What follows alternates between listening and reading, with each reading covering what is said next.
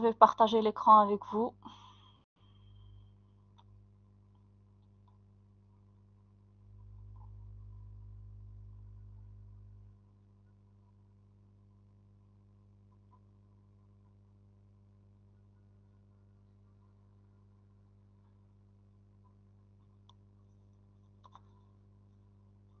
Donc, vous arrivez à voir le partage de l'écran?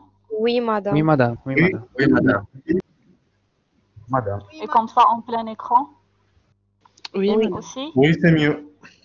Oui, madame. Safi, très bien. Alors, on commence. Donc, nous étions la dernière fois, nous sommes arrêtés au niveau du deuxième chapitre.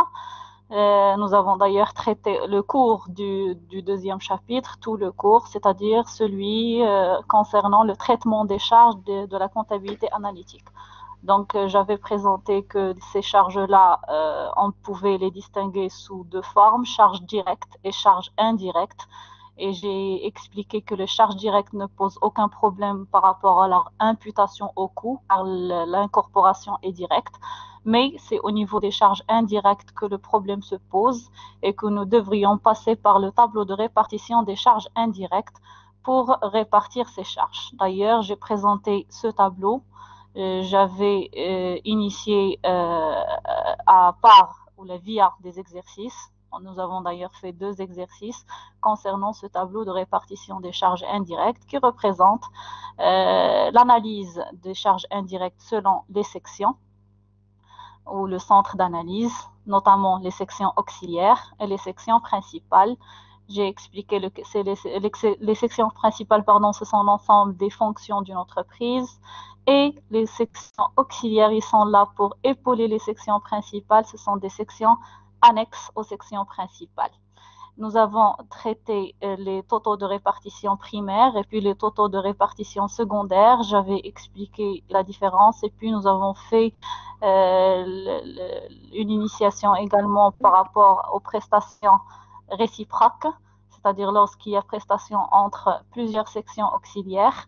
Et je vous ai initié ou présenté les différents termes qu'on peut avoir, c'est-à-dire une clé de répartition, une unité d'œuvre, un coût de l'unité d'œuvre, etc.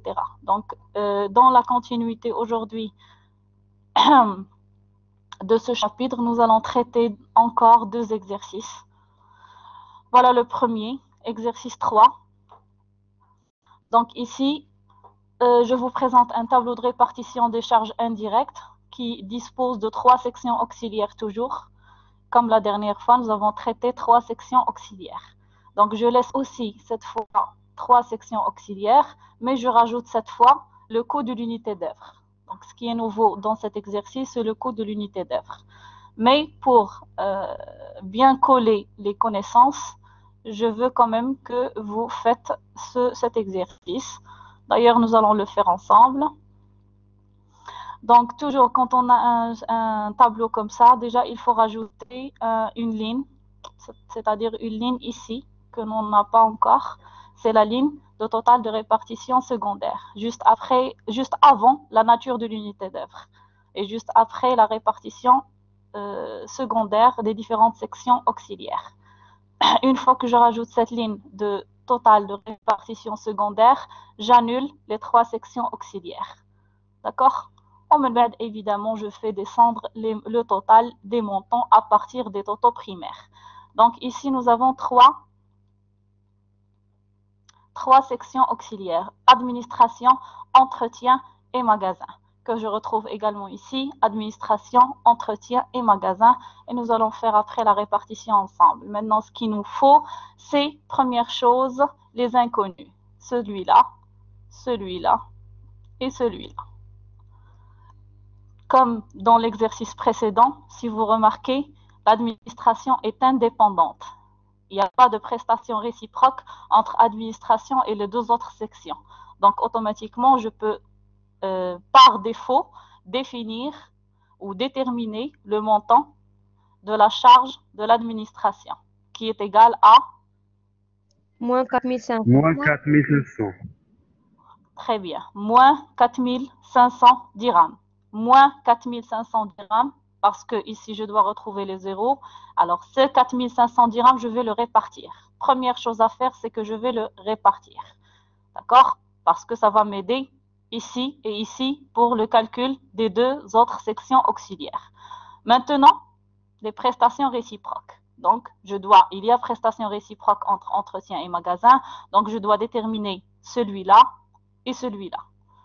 Je commence par l'entretien. E égale. Toujours, j'ai dit, je remarque A au vertical. Comme ça. 5688 plus oui, 5688 plus la répartition, plus 10% de magasin. de M. Très bien. Ensuite, magasin égale. 9972 plus la répartition. l'administration. Plus 10% de l'entretien, avec 5% de l'administration de la répartition. Très bien. Alors, je reprends ce qu'il a dit votre ami et collègue. Ici, les 100% pour trouver le magasin. C, je commence dès le départ. 9972 plus le montant de la répartition ici, plus 10% de E. Celui-là, 5688 plus le montant de la répartition, plus 10% de M. D'accord? Une fois que je pose mes deux équations de prestation réciproque, je vais dégager E égale et M égale. Les voilà. 5688 plus la répartition, elle est égale à 450, plus 10% de M. 9972 plus la répartition, elle est égale à 225 grâce à la répartition que j'ai faite de l'administration, plus 10% de E. Soit, grâce au calcul mathématique, je remplace M dans E, ou là, E dans M.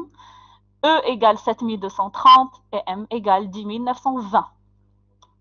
Les voilà. Donc, bien évidemment, quand je dépose les prestations réciproques, je les dépose en signe négatif, un moins, pour les annuler tout simplement ici. Donc, 7230 et 10 920. Je fais les totaux, bien sûr, je vais répartir, je ne vais pas revenir sur ça, la répartition est très très simple, je fais répartir grâce au pourcentage, et puis, ce qui est nouveau et ce qui m'intéresse ici, c'est le total de répartition secondaire. Donc, bien sûr, c'est le total de répartition primaire plus les répartitions que je viens de faire. Donc, les trois sont toujours annulés. Et puis ici, je commence dès le départ, 21 799 plus 675 plus 1807 plus 4368, ça égale 28 650. Et ainsi de suite pour les autres sections principales. Alors, j'ai fait exprès ici de donner déjà le nombre d'unités d'œuvre, parce que le début, donc j'ai donné le nombre directement, mais bien sûr après c'est vous qui devez chercher le nombre d'unités d'œuvre. Alors c'est juste pour expliquer comment calculer le coût de l'unité d'œuvre. Alors pour trouver 5,73, pardon, qu'est-ce que j'ai fait? Eh bien c'est tout simplement le total de répartition secondaire sur le nombre d'unités d'œuvre. Total de répartition secondaire sur le nombre d'unités d'œuvre. Total de répartition secondaire sur le nombre de l'unité d'œuvre. Égal, égal, égal. D'accord? Et l'équation, vous l'avez d'ailleurs déjà dans le cours. C'est toujours le total de répartition secondaire sur le nombre de l'unité d'œuvre qui nous donne le coût de l'unité d'œuvre. Le coût de l'unité d'œuvre. D'accord? D'ailleurs, je les ai mis là, dans le calcul justificatif. Et bien sûr, je vais garder ce PDF à la fin de cette séance que vous pouvez refaire chez vous tranquillement. Passons au quatrième exercice. Maintenant, on monte dans la difficulté. Bien sûr, Radin d'abord petit à petit. Alors, cette fois, je garde deux sections auxiliaires, mais je rajoute le nombre d'unités d'œuvre à chercher.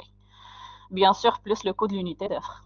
Donc, l'entreprise Nourri, spécialisée dans la fabrication des matelas, produit deux types de matelas, M1 et M2. M1 fabriqué dans l'atelier 1, M2 fabriqué dans l'atelier 2. Les deux types de matelas sont produits à partir de la même matière première. Pour le mois de janvier 2001, le tableau de répartition des charges indirectes se présente comme suit. Et je vous donne ce tableau. Alors, ce tableau-là, il faut le compléter. La première chose que j'ai donnée exprès, c'est que vous devriez chercher les charges supplétives. Une fois que vous allez les trouver, il faut les répartir. D'accord? C'est-à-dire trouver ce montant-là. Bien sûr, on a comme les données pour chercher les charges supplétives. Après, il faut faire les totaux primaires. Une fois fait, il faut rajouter cette ligne, le total de répartition secondaire avant la nature de l'unité d'œuvre, dans lequel je vais annuler les deux sections auxiliaires, trouver les prestations réciproques et répartir. هنا عاودي لاحظتي exprès ما عطيتكش les distributions باش نشوفك نتا واش غادي تعرف comment dégager la distribution, la fonction distribution. J'ai déjà expliqué qu'il faut toujours trouver dans la même ligne un pourcentage rang. Donc automatiquement, je dois trouver, pardon, 100%. Automatiquement, je dois trouver ici 100%. Voilà. Donc automatiquement, c'est 10 plus 30 plus 20. شحال غادي تبقى خاصني باش نكمل 100%؟ 40. 40%. 40%. Très bien. 40%. Donc automatiquement, dans votre tête, il faut mettre ici 40. Ensuite, هنا عندي 20. ما تنساش هذيك ال 20 اللي لهيه plus 30 plus 30. Donc il va me rester 20%. Donc 40% et 20%. Il est où le curseur? Il est là. Donc 20 pour, alors 40% ici, 20% ici. Ça, c'est juste pour évaluer votre intelligence. Ensuite, j'ai pas donné le nombre d'une unité d'œuvre. Là aussi, il faut chercher le nombre d'une unité d'œuvre. Donc, il faut travailler votre cervelle pour trouver dans les données le nombre d'unités d'œuvre de chaque section principale. Ensuite, et dernière chose, toujours, calculer le coût de l'unité d'œuvre qui est égal au taux total de répartition secondaire sur nombre d'unités d'œuvre.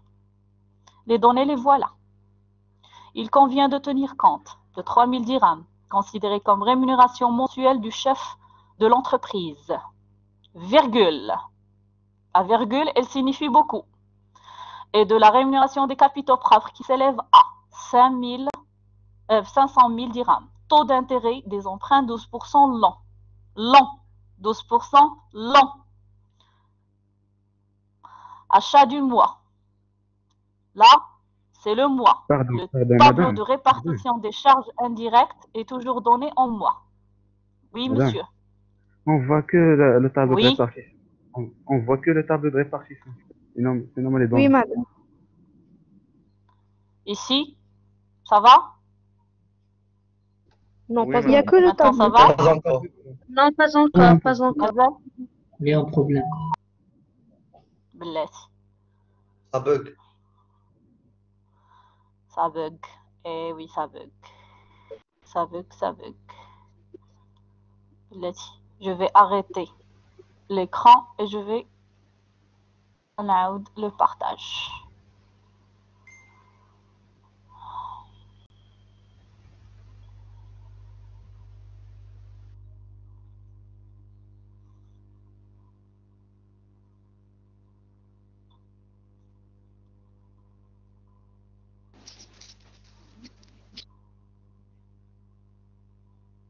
Maintenant, ça marche.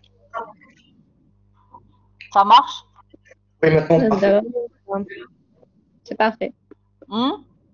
Parfait? C'est parfait. يمكن فاش كندير le plein écran ça bloque un peu. المهم غنكملوا بالplein écran quand même. On prend le risque et à chaque fois que ça bug, je vais arrêter et refaire le partage. ماشي مشكل. D'accord. Alors, je disais, voici les données.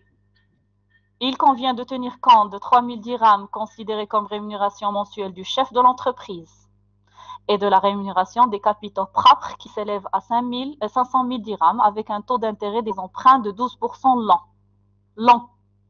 Alors que ici, j'ai dit toujours que dans le tableau de répartition des charges indirectes, nous raisonnons en mensuel. D'accord.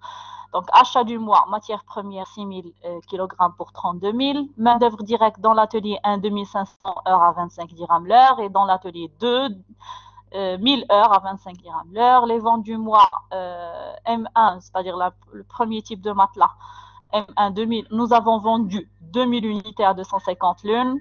Et nous avons vendu 4000 unités de M2 à 125 dirhams l'une. il faut terminer le tableau de répartition des charges indirectes. Vous voyez le tableau, Yak? Oui. Oui. Alors, la première chose à trouver, le montant des charges supplétives. Celui-là, pour le répartir. Le montant de charges supplétives, il est où dans les données? Rémunération travail d'exploitant, 3000 dirhams. Très bien. Plus 500 000 fois 12% divisé par 2. Fois 12% sur... Parfait. Très bien. Donc, les charges supplétives ici sont sous les deux formes, selon le chapitre 1, c'est-à-dire la rémunération mensuelle de l'exploitant, elle est déjà donnée de 3000 dirhams, plus la rémunération des capitaux propres. Là, elle est en année, machi mouchkil, donc 500 000 fois 12% sur 12, soit un total de 8000 dirhams. Très bien, 8000 dirhams. Donc, les charges supplétives dans cet exercice sont égaux à 8000 dirhams. Donc, 8000 dirhams, bien sûr, je vais la poser ici et je vais la répartir. Et après répartition, je vais poser mes totaux primaires. Après, qu'est-ce qu'il faut faire? Il faut rajouter la ligne de total de répartition secondaire, annuler les deux sections pour trouver les prestations réciproques. Donc 100% l'administration. Quelle est l'équation? 26 000 plus 8 000 ديال charges supplétives. Voilà, 26 000. On a une répartition supplétive. Donc 26 000 plus 20% de E. Et ensuite, E égale 17 000 plus 10% de A. Ça va? Ça, très bien. Et là, on va répartir. Bien sûr, la répartition, j'ai dit qu'il faut rajouter les pourcentages qui manquent dans la section principale distribution. Une fois que j'ai trouvé mes deux prestations réciproques, A égale, E égale, grâce à mes deux équations, je vais élaborer le total de répartition secondaire, c'est-à-dire la ligne que je viens de rajouter avant la nature de l'unité d'œuvre. Maintenant, le nombre d'unités d'œuvre. Alors, le nombre d'unités d'œuvre ici, pour la section principale, il nous demande d'analyser la section approvisionnement grâce au kilogramme de matières premières achetées. Kilogramme de matières premières achetées. Je vais dans les données. Très bien. Adimchi, le kilogramme de matières premières achetées, mais la valeur, le kilogramme. Donc, nous avons acheté 6000 kg de matières premières. Donc, je pose ici 6000. Ensuite, atelier 1, heure de main-d'œuvre directe. Heure de main-d'œuvre. Non pas la valeur. 2500. 2500 heures. 2500. Nombre d'heures. 2500. Ensuite, l'atelier 2, 1000. 1000. 1000, oui. Pardon. 1000. Ensuite, la distribution.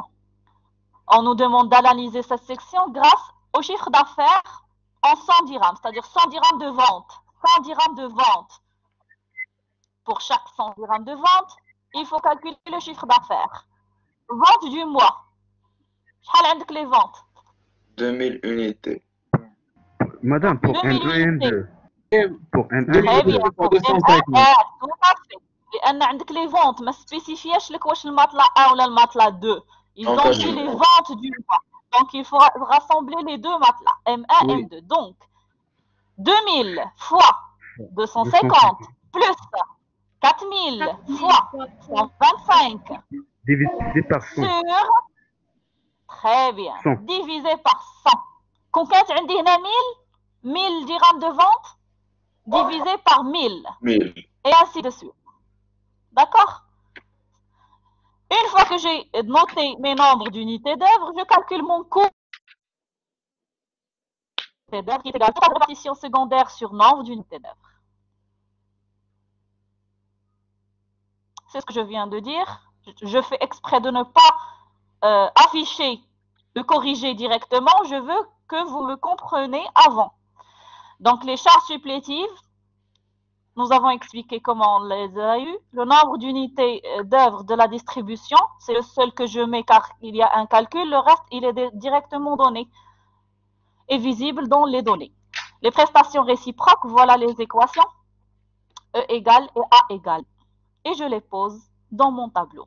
Voici le corrigé. Oui, madame, s'il vous plaît, j'ai une question sur les calculs. Avec divisé par 12, avec 12, شنو كيرمز؟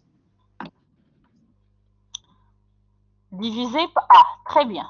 Divisé par 12. Eh bien, très simplement, oui. Parce que ici, j'ai donné, regardez, le taux d'intérêt, c'est un taux annuel.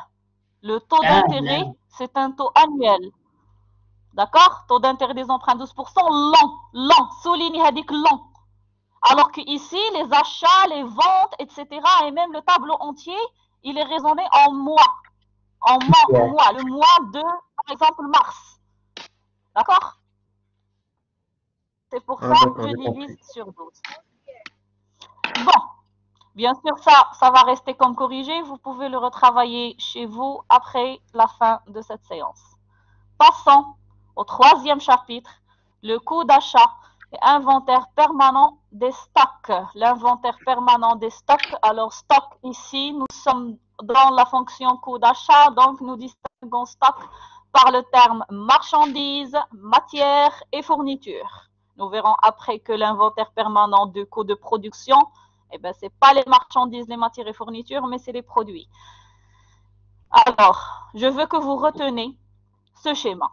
Ce schéma est très important. En fait, il résume tout le cycle d'exploitation d'une entreprise et donc tout le cycle de notre cours de comptabilité analytique d'exploitation dans les coûts complets de ce semestre.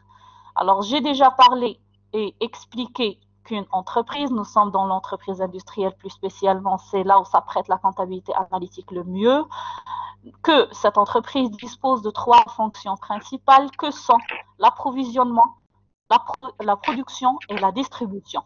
L'approvisionnement ou l'achat, là où on achète des matières, les matières premières, matières et fournitures consommables. D'accord? À la porte de cette première fonction, je calcule un coût d'achat. Un coût d'achat. Le coût d'achat, c'est un tableau que nous allons voir tout de suite comment le faire. C'est le tableau le plus facile et le plus simple qui soit. Une fois que je calcule mon coût d'achat et une fois que j'ai mes matières achetées, mes matières premières, qui dit acheter dit directement stocker. Bien sûr, je vais les stocker. Donc, stock.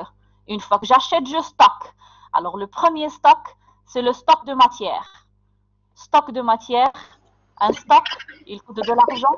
Donc, il faut calculer l'entrée en stock et les sorties en stock. Coupez le micro. Allah yakhlikum, je coupe le micro à chaque fois.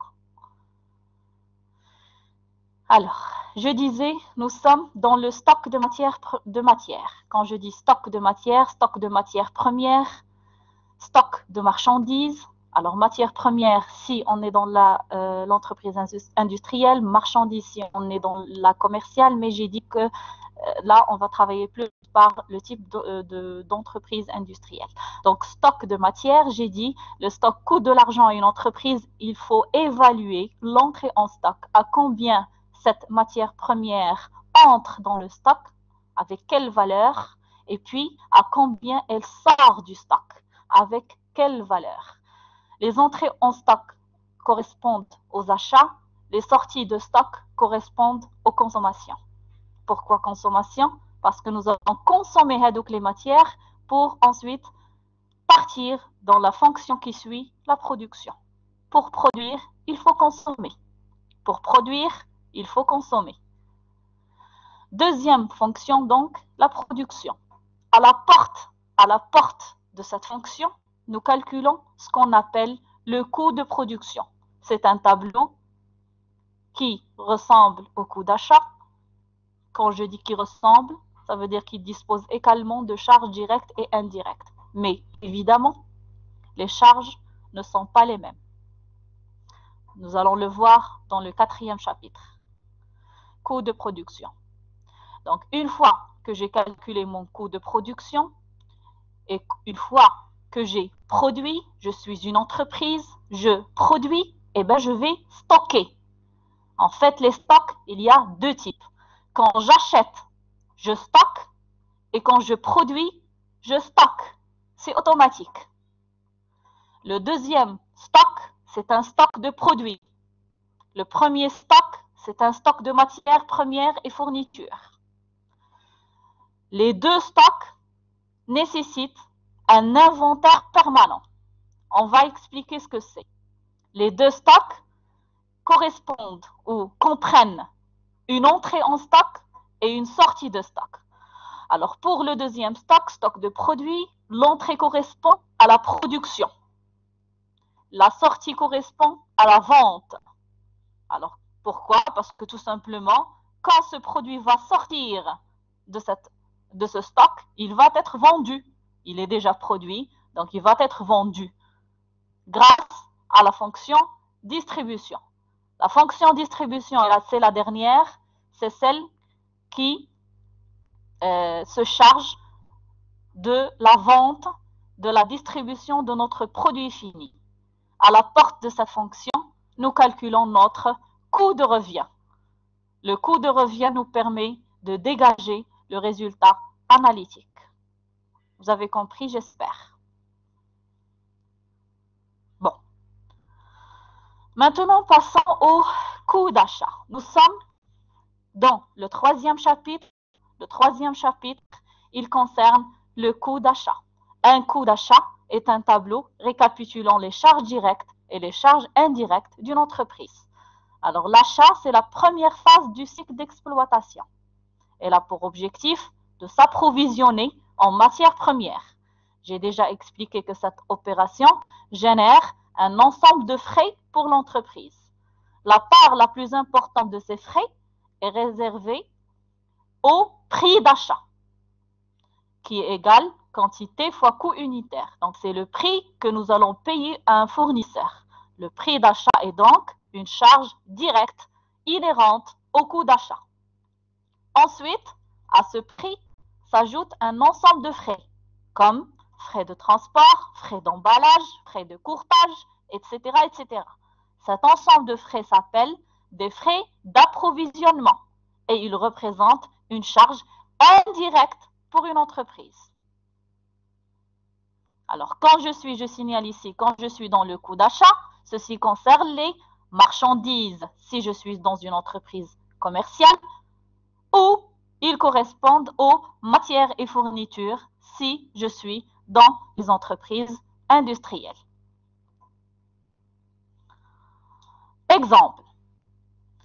Une entreprise de bâtiment achète 20 tonnes de ciment à 1040 dirhams la tonne. Les charges indirectes d'approvisionnement s'élèvent à 104 dirhams par tonne. Alors, s'il vous plaît, corrigez dans le polycopier si vous l'avez. C'est une erreur, c'est glissé. Charge indirecte, mais charge directe. Charge indirecte d'approvisionnement. Alors, voici comment on établit un coût d'achat. Un coût d'achat, c'est un petit tableau. C'est le voilà. Donc, une entreprise de bâtiment achète 20 tonnes de ciment à 1040 dirhams. 20 tonnes de ciment, c'est la quantité. Le coût unitaire, 1040 dirhams. La tonne, c'est bien spécifié. Soit le montant global, quantité fois coût unitaire, 20 800 dirhams. Pour les charges indirectes, bien sûr, cela concerne la même quantité. Ici, d'accord, nous disposons de 20 tonnes de ciment.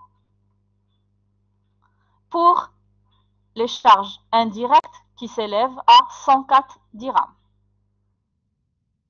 soit un montant de 2080. Évidemment, la quantité du coût d'achat ne changera pas, d'accord? Le coût d'achat, nous raisonnons en termes de quantité, donc c'est la même quantité, 20 tonnes de ciment, la quantité ne changera pas. Mais chez le total, On est dans le coût d'achat de la même quantité de ciment. Donc 20.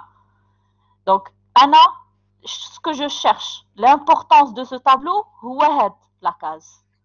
Le coût d'achat unitaire. Donc, pour trouver la case, je dois... Qu'est-ce qu'il faut faire? Le total des montants ici.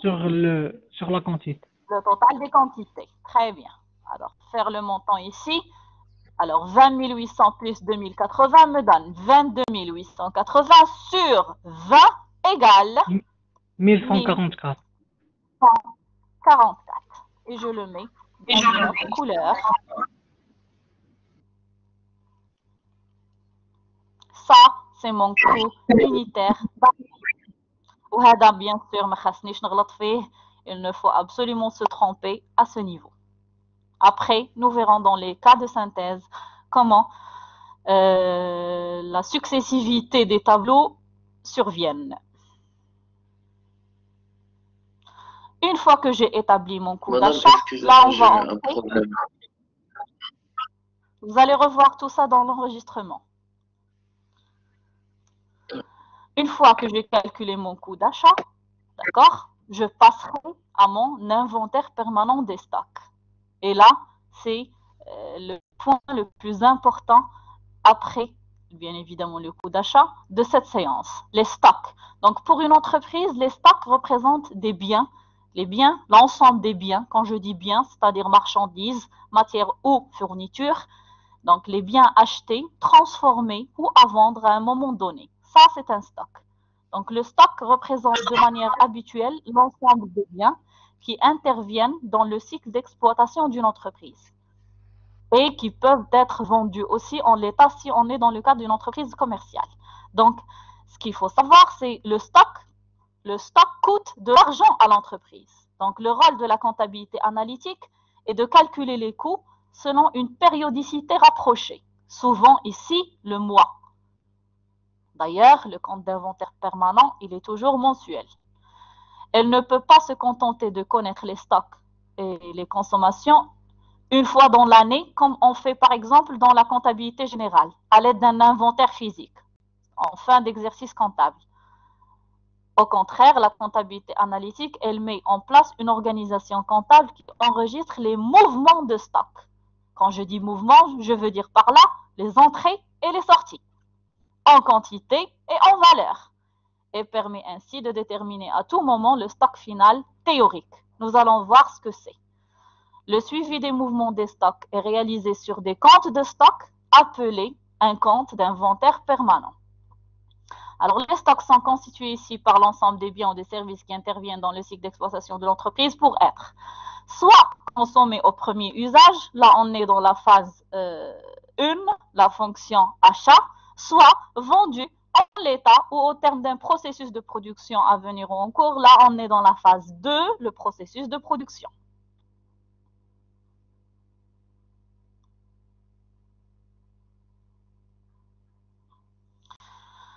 Maintenant, la classification. Alors ça, c'est juste pour définir et classer les différents types de stocks qui existent. Et je suis sûre que vous le savez déjà. Nous avons vu déjà ça en comptabilité générale, les différents types de stocks d'un cycle d'exploitation. J'ai les marchandises pour les entreprises commerciales qui représentent l'ensemble des biens et services à revendre en l'état sans transformation. Puis les matières premières, c'est-à-dire l'ensemble des matières et fournitures destinées à être incorporées aux produits fabriqués ou traités. Et puis, les matières et fournitures consommables, ce sont tous les produits, matières et substances et fournitures acquis par l'entreprise qui concourent par leur consommation au premier usage ou rapidement d'une manière indirecte à la fabrication, traitement, exploitation sans entrer dans la composition des produits traités ou fabriqués. D'accord? Donc, ce que nous allons utiliser le plus, c'est les stocks de matières premières et les matières et fournitures consommables.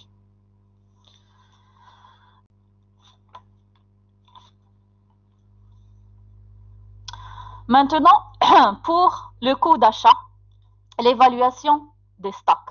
Alors, quand j'évalue un stock, je l'évalue en entrée et en sortie. L'évaluation des entrées de stock ne pose aucun problème. Ne pose aucun problème. Pourquoi? Parce qu'un stock est évalué généralement à son coût d'acquisition pour les biens achetés par l'entreprise. c'est-à-dire le coût d'achat, c'est la matière. Coût d'acquisition, c'est coût d'achat. Coût d'achat, la matière première achetée par cette entreprise. Également, il peut être aussi évalué au coût de production si, mais ça c'est un cas rare, si les biens sont produits par l'entreprise pour elle-même. Mais ça c'est un cas rare.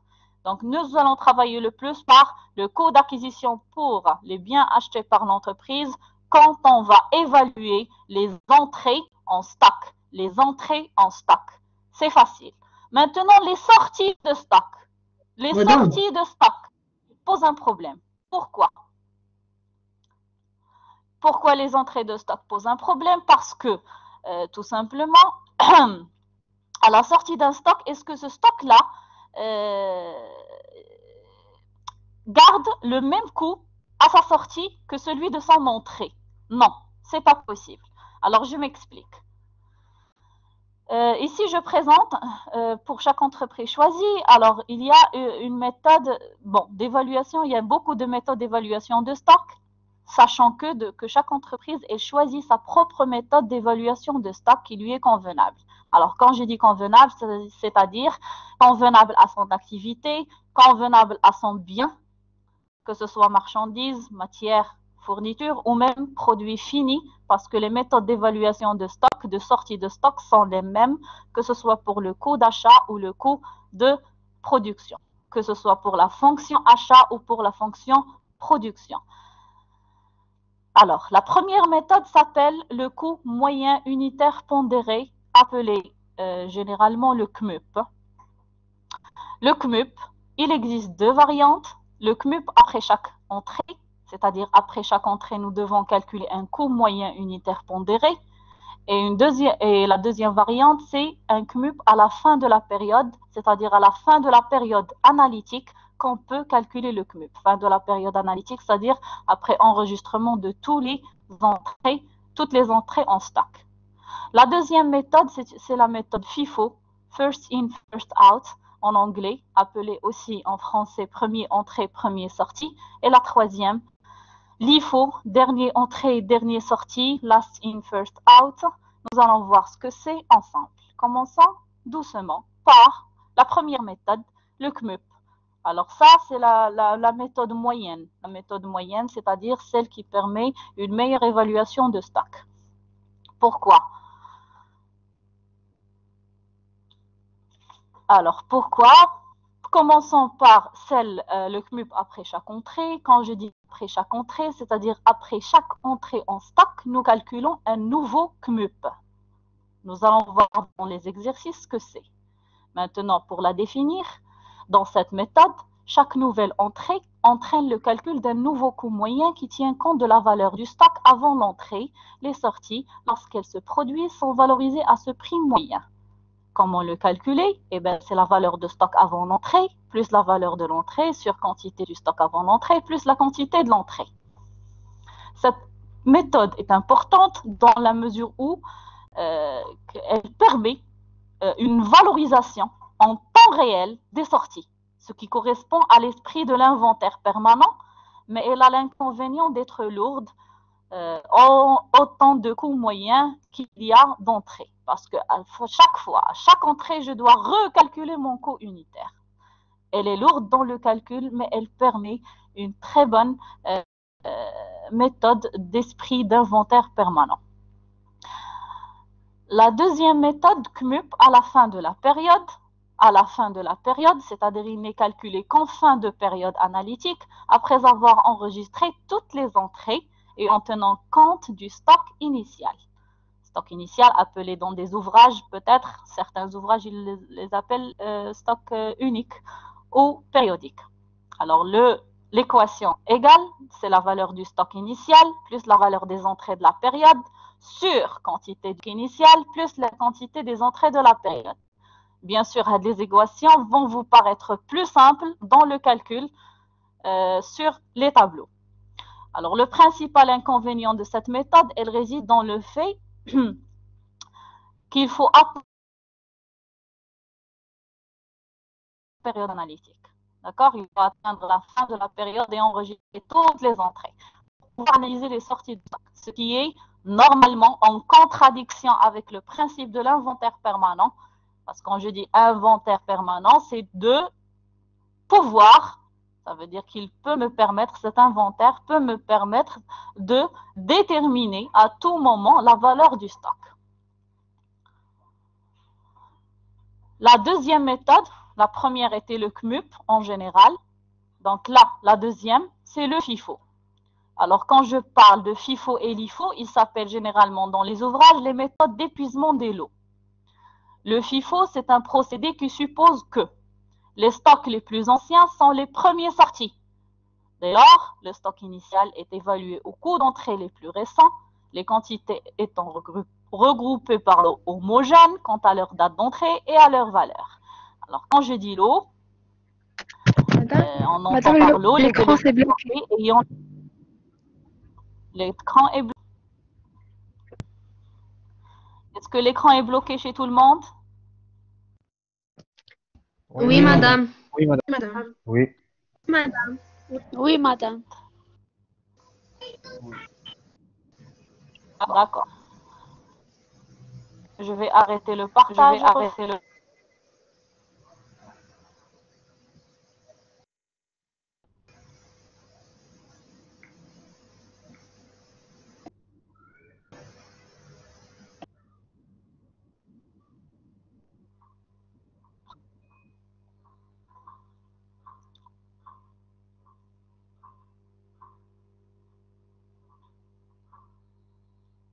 Ça va maintenant?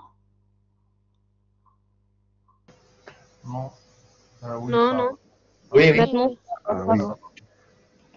Maintenant, oui. Veuillez éteindre vos micros, Faton.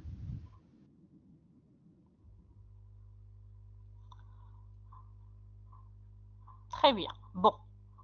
Je pense que c'est bon pour tout le monde.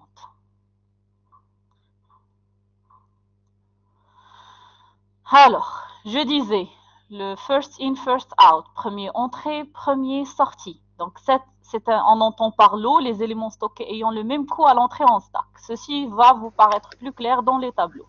Donc, cette méthode admet que les unités en stock sont prises à la sortie dans l'ordre de leur entrée. Alors, cette méthode suit, le problème de cette méthode, c'est qu'elle suit en retard l'état des prix sur le marché, dans la mesure où l'évaluation se fait au prix le plus ancien. Donc, en période de hausse des prix, la méthode conduit à une évaluation plus faible des sorties et vice-versa. Et puis, la dernière méthode, LIFO, last in, first out, c'est-à-dire dernier entrée, premier sortie, elle suppose que les stocks les plus récents sont les premiers sortis.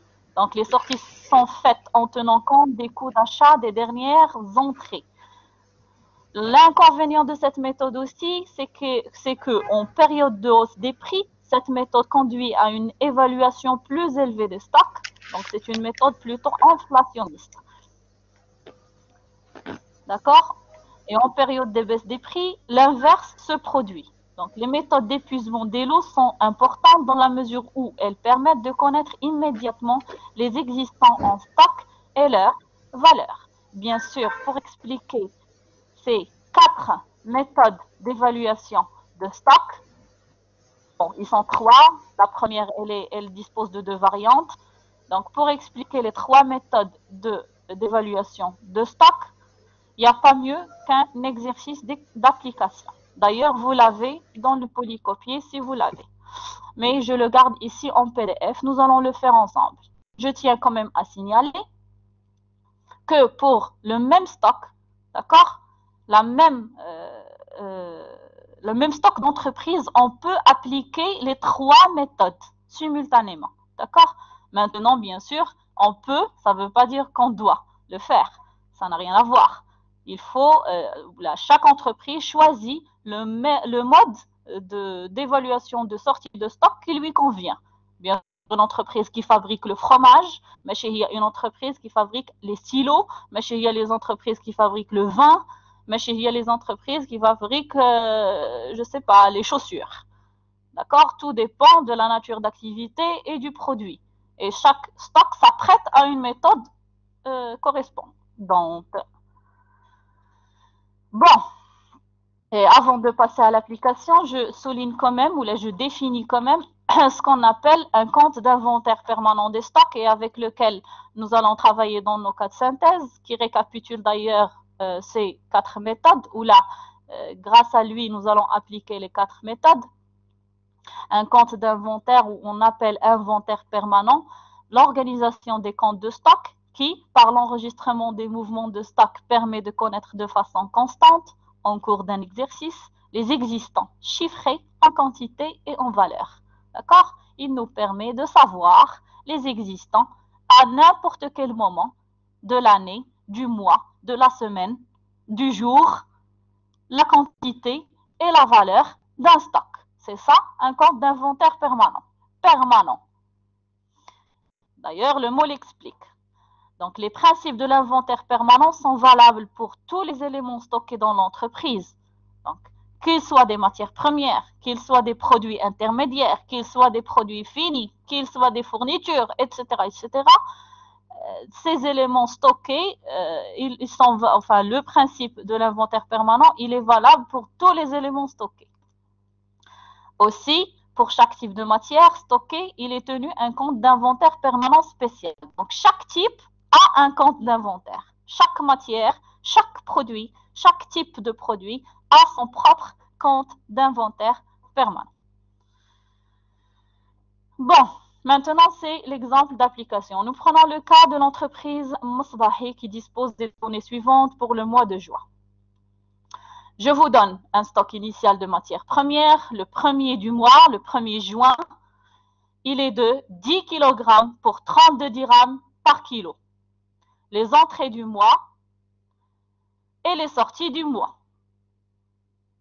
Travail à faire, établir les fiches de stock en quantité et en valeur selon chacune des méthodes.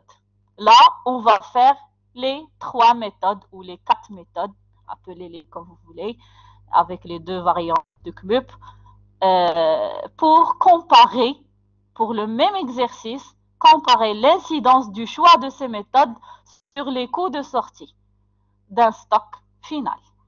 D'accord? Donc, la première méthode, elle s'appelle le coût moyen unitaire pondéré après chaque entrée. N'est-ce pas? Vous suivez? Oui, madame. Oui. Oui, madame. Ça va. Oui. Madame. Pourquoi je demande? Parce que j'ai peur que le son n'y est pas ou là le système est bloqué ou Anna, je parle toute seule. Donc, ça va. Maintenant, je vous demande juste de vous concentrer très, très bien. Concentrez-vous et croyez-moi, c'est facile. Croyez-moi, c'est très facile avec l'habitude. Donc, on commence par le CMUP après chaque entrée. Après chaque entrée.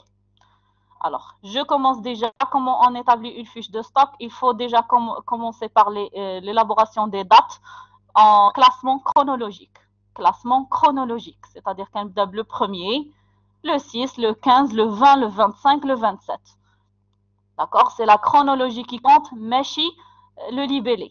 C'est-à-dire, par exemple, ici, on a le stock initial, le 1er 6, après le 6-6, on va dire le 26, le 15-6, le 26, le 25, le 27. D'accord? Après, dans le libellé, bien sûr, je mets à côté de chaque date le libellé correspondant. Le 1er 6, c'est un stock initial, il est dans les données, je suis les données, mais je ne Le 6-6, c'est une entrée, le 15-6, c'est une sortie, le 26, c'est une entrée, le 25-6, c'est une sortie, le 27-6, c'est une sortie. Et après, je vais les énumérer. Entrée 1, sortie 1, entrée 2, sortie 2, sortie 3. Bien sûr, tout en suivant l'ordre chronologique. Donc, la première chose à faire, c'est de mettre le stock initial. Bien sûr, un stock initial, je vais directement dans les stocks. Le stock initial, je l'ai dans les données, c'est la première phrase. Il est de 10 kg pour 32 dirhams par kilo. 10 kg, 32 dirhams par kilo. Automatiquement, le montant égale 320. 10, 30, 32. Après, j'ai une entrée. Grâce à mon classement chronologique, par hasard, j'ai acheté. L'entreprise achète de la matière. Elle achète de la matière, donc entrée en stock. Elle consomme de la matière, donc sortie de stock. Achète, entrée. Consomme, sortie. Donc, achète de la matière. Combien elle a acheté grâce aux données? Entrée, le 6,6, 30 kg à 32,4. 30 kg, 32,4. Donc, je mets automatiquement le montant. Il est égal à 972. Maintenant, je dois évaluer mon stock parce que j'ai dit après chaque entrée. On est dans le CMUP après chaque entrée. Après chaque entrée, le coût unitaire moyen pondéré change. D'accord? Et donc, pour l'évaluer, il est où le curseur? Il est là. Donc, pour l'évaluer, je fais 320 plus 972 sur 10 plus 30. Somme des quantités sur somme des valeurs égale, et la voilà ici, 32,3. Je le mets là.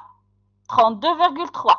Ça veut dire que cette entrée-là, cette nouvelle entrée, a eu une incidence sur mon stock et le coût moyen unitaire pondéré passe de 32,4 à 32,3.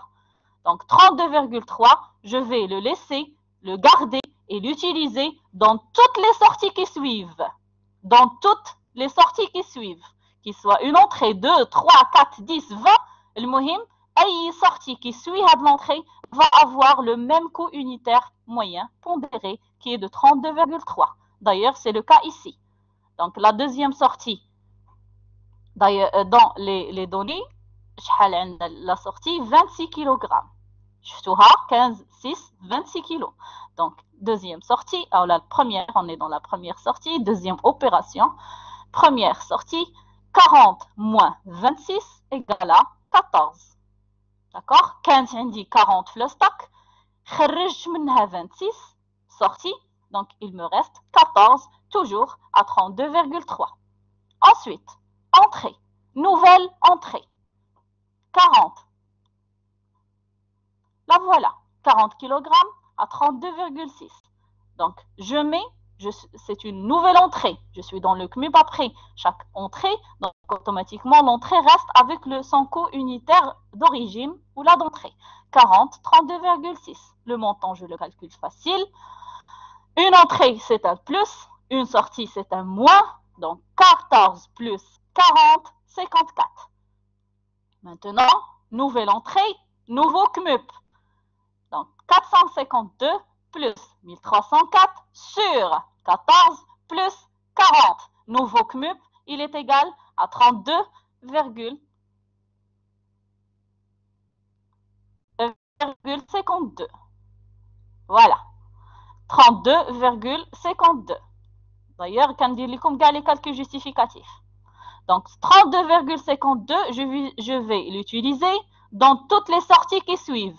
غنبقى نستعملو في كاع لي سورتي حتى تجي عندي نوفيل اونتري عاد جو شونج مي في لي سورتي ما كاين حتى مشكل جو garde 32,52 pour les sorties qui suivent. Alors j'ai une première sortie après la nouvelle entrée de 32, donc 54 moins 32, il me reste 22 dans le stock, toujours à 32,52. 22 moins 12, il me reste 10 dans le stock, toujours à 32,52. Ce qu'il faut savoir, c'est qu'on peut savoir si notre tableau est correct grâce à la vérification du stock final théorique. Alors, le stock final théorique, en valeur ou en quantité, c'est la même chose, égale stock initial plus entrée moins sortie. Stock initial plus entrée moins sortie. Stock initial, on est dans les valeurs, plus entrée moins sortie. 320 plus 2276 moins 2270,68 égale 325,20. Même chose pour les quantités. Stock initial plus entrée moins sortie.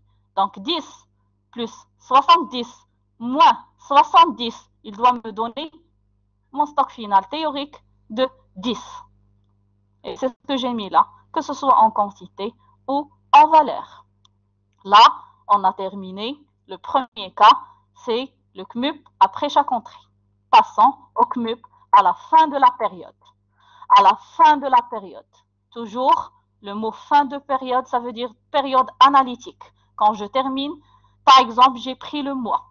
Je dois terminer le mois que je dois analyser. Quand je dis terminer, c'est-à-dire enregistrer toutes les entrées. Je me permets de calculer le CMUP. D'ailleurs, c'est le cas ici. Le tableau est le même. Le même par rapport aux dates, par rapport au libellé, par rapport au stock initial, par rapport aux données. C'est le même. Ce qui change, c'est l'évaluation des sorties. C'est-à-dire, on est à la fin de la période. Ici, quand on a un CMUP comme ça, c'est qu'il faut enregistrer toutes les entrées. Donc, c'est la colonne entrée. Une fois que j'enregistre mes entrées à leur coût unitaire, qu'un deal total, d'accord, évaluer mes sorties. Alors, je garde 70 et 2276 en tête. On me chie les stocks. Stock initial, je veux dire. Là, pour calculer mon CMUP fin de période. Donc, CMUP fin de période égale, après enregistrement de toutes mes sorties, 320 plus 2276 sur 10 plus 70 égale 32,45. 32,45. Alors, had 32,45, c'est mon seul CMUP. C'est le seul que je vais utiliser dans toutes mes sorties. Dans toutes mes sorties. Il ne va pas changer comme dans la méthode précédente. D'ailleurs, c'est le cas ici. 32,45. Donc, par rapport à cette sortie, par exemple, on avait, bien sûr, 10 plus 30 égale à 40. Et 320 plus 972 égale à 1292. Ensuite, une sortie, donc 40 moins 26 égale à 14.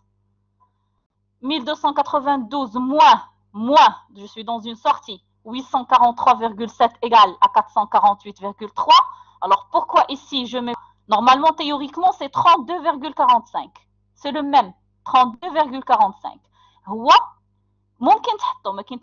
Mais c'est plus correct de laisser la phase analytique se terminer pour affirmer que c'est mon vrai coût moyen unitaire pondéré. D'accord? Mais sinon, et là, si 32,45, ça va rejoindre approximativement le même montant. D'accord? Donc, je termine. 40 moins 26, 14. 14 plus, c'est une entrée, 40, 54. 448 plus 1304, 1752. 32, donc une nouvelle sortie. La nouvelle sortie se fera au coût moyen unitaire pondéré fin de période de 32,45. 54 moins 32 égale 22. Et ainsi de suite. 54 moins 32 égale 22. 22 moins 12 égale à 10. Et ainsi de suite. Celui-là aussi, je peux le vérifier. Là, l'équation est la même pour vérifier le stock final théorique. Et donc, si mon tableau est correct, c'est le stock initial plus les entrées moins les sorties. Stock initial en valeur, si je pars en valeur ou là en quantité, c'est comme vous voulez. Alors en valeur 320 plus 2276 moins 2271,5 doit nous donner le stock final, l'équipe 324,5. Et si je veux fonctionner en quantité, ou la vérifier en quantité, c'est la même chose. 10 plus 70 moins 70 doit me donner la quantité finale, 10. D'ailleurs, 10 plus 70 moins 70 égale à 10. Ça, c'est le CMUP à la fin de la période analytique. Passons à la troisième méthode, le first in, first out, première entrée, première sortie. Le tableau est le même. Les dates sont les mêmes, les libellés sont les mêmes et les données sont les mêmes. C'est l'évaluation qui n'est pas la même. Stock initial, je l'ai déjà, 10, 32, soit 320. J'ai une première entrée à 32, à 30, pardon, à 32,4. هذه عندك في les données, mais je بتاش من عندي. هي au stock initial. D'accord? Alors, ce qui est nouveau, c'est que dans les stocks, on travaille par lot. Des lots homogènes. Alors, quand j'ai 10, Le curseur, s'il vous plaît. Voilà. Quand عندي 10, j'avais 10 dans mon stock initial à 32. Et j'ai acheté, donc c'est une nouvelle entrée, à 30 l'entrée كاملة جبتها حطيتها هنا 30 à 32,4. D'accord? هنا ما كاين حتى شي calcul d'un coût unitaire. Il y a juste les lots qui se déplacent. Donc 10 plus 30 égale à 40. Maintenant j'ai 40 dans mon stock. La première sortie. Alors je dois consommer, j'ai sorti 26. J'ai besoin de 26. 26 quantités. Là, on raisonne premier entrée, premier sortie. Donc 26 منين غناخدها. Premier entrée. Le premier qui يدخل عندنا في stock هو هذا. Donc غناخد 10 à 32. 10 à 32. شحال باقي خاصني باش نكمل 26. شحال باقي عندي خديت غير 10. مازال خاصني باش نكمل 26 خاصني 16. داكوغ خاصني 16. 16 غناخدها من لو لو دابخي غناخدها من هنا 16 غناخدها من لو دوزيام لو دونك 16 à 32,4 شحال غيبقى عندي في ستوك 10 ستارت 30 هزيت منها 16 دونك 30 moins 16 égale à 14 14 oui. donc 14 بقات ب 32,4 ensuite entrée nouvelle entrée 14 كنهبطها c'est mon stock restant. C'est le stock que j'avais, il est là. Et après, j'ai une nouvelle entrée. Donc, j'ai un deuxième lot. 40 à 32,6. 14 plus 40 égale à 54. Ensuite, j'ai une sortie. J'ai besoin de 32. Premier entrée, première sortie. Donc, ramchi le lot, les 14. Alors, 14 fois 32,4. شحال باقي خاصني باش نكمل 32 خاصني 18 هنا هزيت هي 14 لو لو ما قادنيش دونك خصني نمشي لو دوزيام لو دونك 14 باش نكمل 32 j'ai besoin de 18 18 je vais apprendre du deuxième lot 32,6 donc 18 à 32,6 شحال بقى عندي دونك 14 مشات ومن 40 هزيت 18 40 moins 18 égale à 22 donc 22 32,6 ensuite dernière sortie. Alors, j'ai besoin de 12, d'une quantité de 12. J'ai qu'un seul stock d'ailleurs. Je vais le prendre maintenant. 22 moins 12 égale à 10, toujours à 32,6. Bien sûr, je peux toujours vérifier là si mon tableau est correct grâce à mon stock final théorique. Avec la même méthode. Ça, c'est pour first in, first out. Premier entrée, premier sortie, c'est-à-dire le premier lot qui entre. هو اللي كنهز منه وإلا ما قدنيش كندوز لو دوزيام لو et ainsi de suite. Maintenant last in first out. Dernier entrée, premier sorti. Toujours le tableau est le même, date libellée et les données. J'ai mon stock initial, j'ai mes entrées. Ma première entrée elle est de 30, donc le premier stock initial je le fais descendre. 10 stock initial à 32. Première entrée, 30 à 32,4, soit un total de 40. 10 plus 30. Sortie, 26. Alors là, je suis dans le last first house, dernière entrée. ما غنمشيش ل 10, غنمشي ل 30. D'accord? Le dernier entrée, آخر واحد دخل عندي le stock هو 30. ما غنمشيش ل 10. Donc 10 quand même, je la garde, c'est un lot. تنزلها 10 à 32. Voilà, هاد le lot كامل il reste 10 à 32. Au 26 de sortie, غناخدها من هاد les 30. Donc 30 moins 26 égale à 4. Toujours à 32,4. Ensuite, j'ai une entrée à 40, 32,6. Donc je garde mes deux précédents lots. ما كنساهمش يبقاو عندي. J'ai mon premier lot à 10, 32. J'ai mon deuxième lot à 4, 32,4. Et j'ai un troisième lot, les عاد دخل جديد, le stock, 40 à 32,6. J'ai besoin d'une sortie. J'ai besoin de 32. je suis dans le last in first out. 32. غنمشي لاخر واحد دخل لو ستوك. دونك غنخلي le 10 et le 4. ما كاين حتى مشكل, j'ai pas besoin de 10 et 4, mais غنهز 32 من le dernier. 32 à 32,6, soit 40 moins 32 égale à 8. Donc je vais avoir 3 lots. Le 10 qui reste intact, le 4 qui reste intact et le 8, c'est ce qui me reste du lot de 40. Ensuite, j'ai besoin de 12. Last in, first out. 12. Je prends le dernier. 8. ما قدنيش. غنطلع 4. وصلت ل 12 Oui. وصلت ل 12. ما كاين حتى مشكل. غنهز le 8 à 32,6 ou le 4 à 32,4 وهنا ساليت. كون كانت عندي 14 8 ما قدنيش غنطلع اللي قبل منه 4 هنا وصلت ل 12 مي خاصني مازال غنطلع اللي قبل منه 10 غناخذ منه 2 داكوغ وغتبقى عندي في لو ستوك 8 لا فينال. Bon, donc j'ai sorti 12, خديت من le dernier 8 et اللي قبل منه 4, donc ça va, j'ai mes sorties. كل واحد كيبقى بلو كو unitaire, ما كنبقيش في لو كو unitaire في last in first out ou first in first out. Le co unitaire il est intact. انا الدور ديالي c'est le lot, c'est-à-dire le lot qui reste homogène, c'est de les déplacer et bien les déplacer.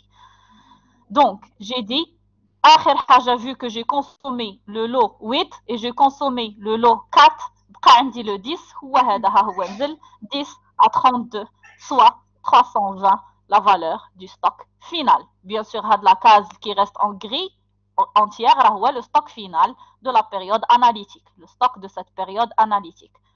C'est-à-dire, il me reste dans mon stock 10 quantités à 32, blablabla. Pour vérifier, toujours la méthode en valeur ou en quantité, c'est la même, stock initial plus entrée moins sortie. Je dois trouver mon stock final théorique.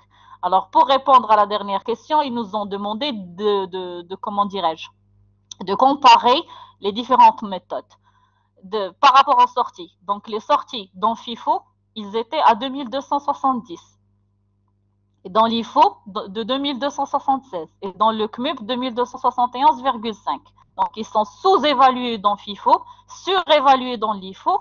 Et la moyenne, généralement, le CMUP, c'est la meilleure méthode de moyenne qui laisse, ou qui lisse les stocks.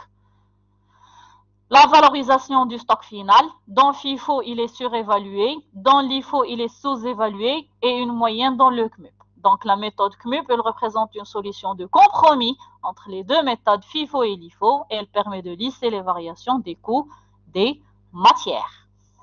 D'accord? Cette application, vous l'avez dans le polycopier, et je vais vous la laisser ici, comme PDF, que vous pouvez reprendre les 4 méthodes de gestion de sortie de stock. D'accord? D'accord. Et cette séance est terminée. Rendez-vous jeudi prochain pour la suite. Merci, madame. Merci, madame. Merci, De madame. rien. Merci. Merci, Au madame. revoir. Merci, De rien, madame. avec plaisir. Au revoir, madame. Merci, madame. Avec plaisir. Madame, s'il vous plaît, j'ai une question. Merci. Avec plaisir.